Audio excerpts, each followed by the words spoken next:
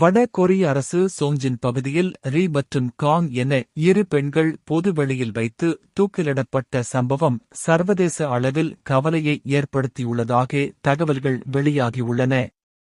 இருவரும் சீனாவில் உள்ள வட கொரிய மக்களை தென்கொரியாவுக்கு தப்பி செல்ல வைக்க உதவி வந்ததாக கூறப்படுகிறது. கடந்த 2023 அக்டோபர் மாதம் சீனாவால் வலுக்கட்டாயமாக திருப்பி அனுப்பப்பட்ட சுமார் 500 வட கொரியர்களில் 39 வயதான ரீ மற்றும் 43 வயதான காங் என இருவரும் அடங்குவர். இதேபோன்ற குற்றச்சாட்டுகளில் சிக்கிய 9 பேருக்கு ஆயுள் தண்டனை விதிக்கப்பட்டுள்ளதாக தகவல் வெளியாகியுள்ளது.